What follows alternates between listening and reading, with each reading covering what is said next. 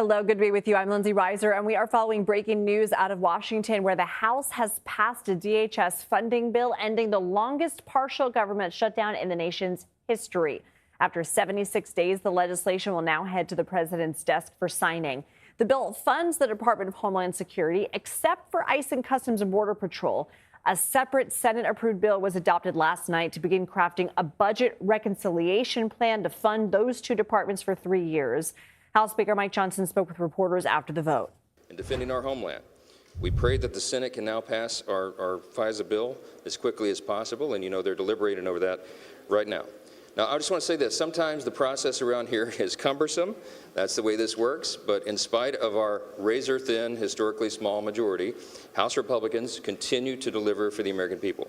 We will continue to do that for the remainder of the year, and that is a large reason why we are going to win the midterms so that the grown-ups can stay in charge here.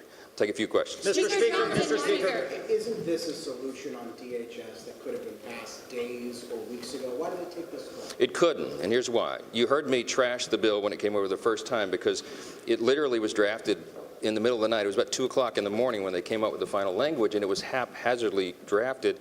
And what it would do is, of course, orphan and leave out immigration enforcement and Border Patrol. If you might remember, in 2024, the #1 issue in the election was securing that border. House Republicans did it. The Trump administration, the president did that. And Democrats are upset about it. So they wanted to leave that out. They wanted to orphan these two critical agencies that are under the umbrella of Homeland Security. I remind everybody on the Hill all the time, the Department of Homeland Security is the third largest department of the federal government. It has critical responsibilities. FEMA and the Secret Service and TSA and all these other agencies. But the Democrats said, we'll do some of that, but we're not going to fund border security and we're not going to fund immigration enforcement. That's absurd, and we threw a fit, and we had to. We held the Homeland bill, the underlying funding bill, because we had to ensure that they could not isolate and eliminate those two critical agencies. We are getting those done now. We passed the resolution first. That was critically important for us to do to ensure that we're going to protect the homeland, even though Democrats are unwilling to do it. So now that that box is checked, we're allowed then to proceed and go through with the rest of it. This will relieve pressure from the Department of Homeland Security. Secretary Mullen, who I've spoken to in the last couple of hours, will be greatly relieved. The President will. The administration will. We were not going to have lines at TSA. Everybody will get their paychecks now. We'll get moving forward. And then we will finish the work and finally get, again, for 3 years with no crazy Democrat reforms, we will fund Border Patrol and immigration enforcement as soon as we return for the work session when that bill is finalized. On FISA, Mr. Speaker, what do you anticipate from the Senate? And are you concerned that whatever the Senate sends over might be a problem over here? I'm not concerned. I hope that they're going to do the right thing. Look, we sent over a reauthorization of that with minor reforms and with the anti-CBDC measure on it. These are very simple things that the vast majority of Congress agrees with, and they should get it done. They're running out of time. As you know, it will expire tonight, the end of today. And so we're calling on them to do the job, pass the House's bill, and get this done. Check the last box of the week. They're not going to take the House bill, though. Well, we're going to see. They don't seem to have another alternative. We'll find out how that works. Mr. Speaker. Frustration with you yesterday over the broken promise. Can you kind of explain what that was about? I don't know who you're quoting. Okay, so look, they often analogize legislating to making sausage. You don't want to see it made, and sometimes it's an ugly process. Sometimes it's a long process.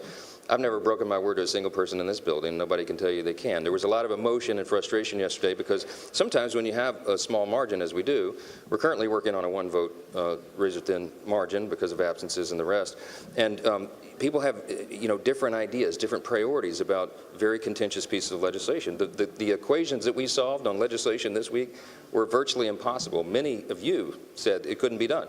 But we got it done because ultimately we just use patience and, frankly, prayer. And we get a lot of people together and we listen to their concerns and we try to get the disparate priorities handled. I've never asked a colleague in the Republican Party ever to violate a core principle. But sometimes we have to give up on our preferences because we are in a large body.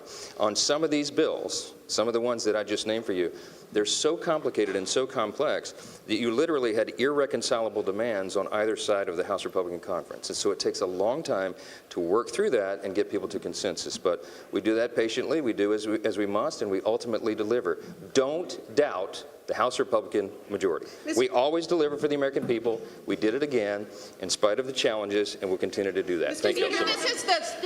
And Speaker Johnson there talking about Democrats not wanting border security. Democrats were holding out on this because of some of the aggressive immigration enforcement we saw in places like Minneapolis. But let's bring in Homeland Security correspondent Nicole Sganga for more. This honestly couldn't come at a better time, right? You've been talking about how dire many of these agencies need funding.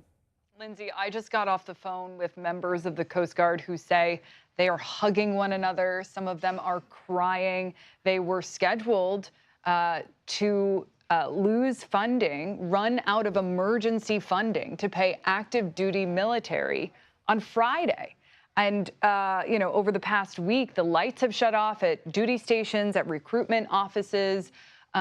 This is a department that in all of its components, whether it be FEMA, CISA, the U.S. Secret Service, the U.S. Coast Guard, had really been suffering in a lot of ways. FEMA, the Federal Emergency Management Agency, had gone into immediate needs funding, meaning it was only able to use the remaining $3 billion in the Disaster Relief Fund for life-saving recovery efforts. And this was just weeks away from hurricane season. So the pressure was really mounting, especially ahead of a congressional recess, for lawmakers to get something done. It wasn't just long TSA lines at the airports, but it was the concern about really not being equipped to secure the homeland and all of the 260,000 DHS employees who would suffer as a result. Now, of course, as a holdover, the president's memo from last month did help,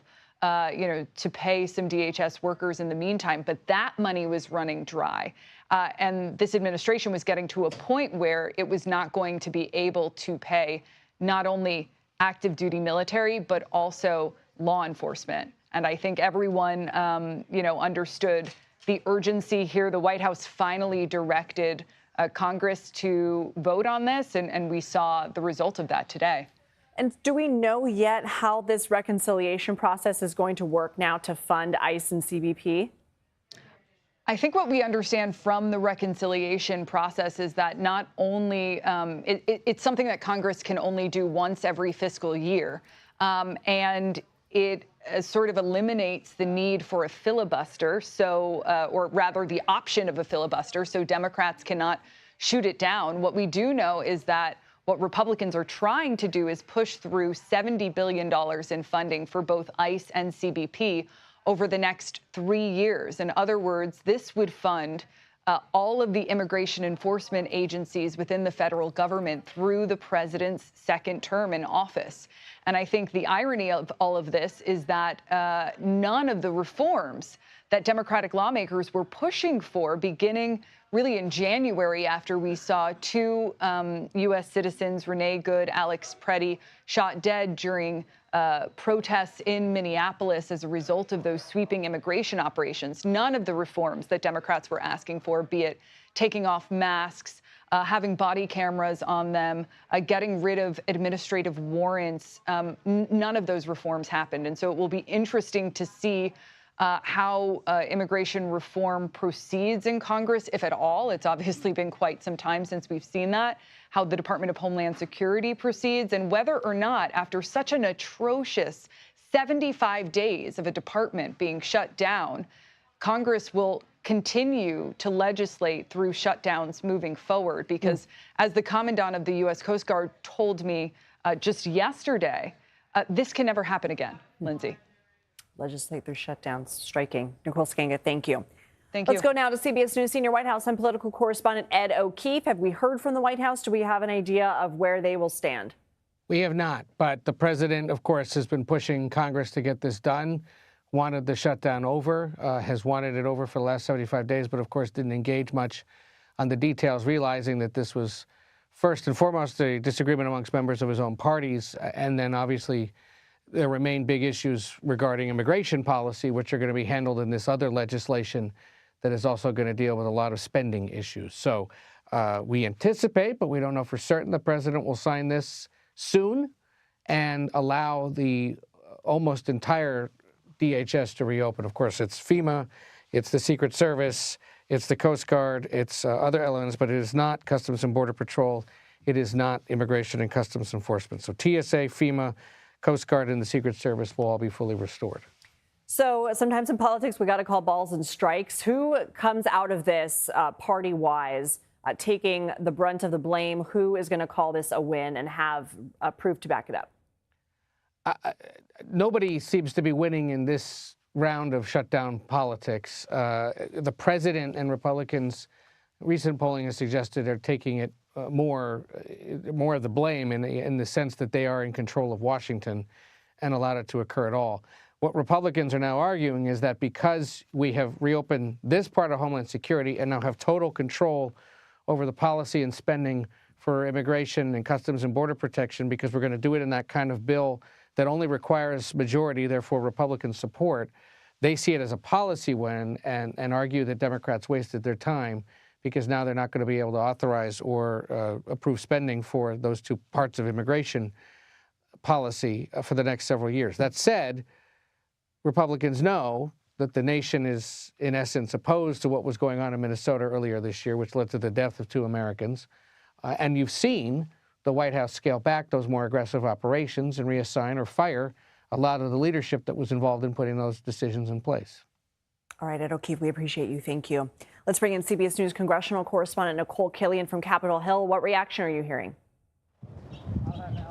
Well, we're hearing from a few lawmakers. Not many of them are talking right now other than giving us a thumbs up or saying it's about time that this occurred. You know, what I think is really remarkable here, Lindsay, is that we have waited for some 75, 76 days here for funding to be restored to the Department of Homeland Security. And in the House, they passed it without even holding a recorded vote. It happened in the blink of an eye, literally. So to go from waiting some 2.5 months to just, boom, this is done, really, I think, says a lot about the moment. And of course, the speaker was pressed about why he didn't bring this bill up sooner, because at the end of the day, this was a Senate bill, a compromise bill that was passed in similar fashion, through unanimous consent. It didn't require all senators to be in the room for a recorded vote when that happened. But at the end of the day, this was a bill that would fund the remainder of the Department of Homeland Security minus immigration enforcement. This was a bill that came over to the House about a month ago, and the speaker didn't take it up then. He was upset with the Democrats and the way in which this bill was handled. And then, there was a lot of back and forth. And so finally, they brought it up today. What he said about that, though, is that it was important to make sure that immigration enforcement funding wasn't left out. And as you've been discussing, that will be handled separately through a party line process. And so because that party line process is on track and has been moving forward, most recently with a vote last night in the House, the speaker then felt that it was sufficient enough to go ahead and move forward with the rest of the funding for the agency. But clearly this has been a long time coming. Republicans and Democrats, though, still pointing the finger at each other over who's to blame for waiting so long for this funding to pass. Do we know when some of these areas of DHS are going to start to see that money clear?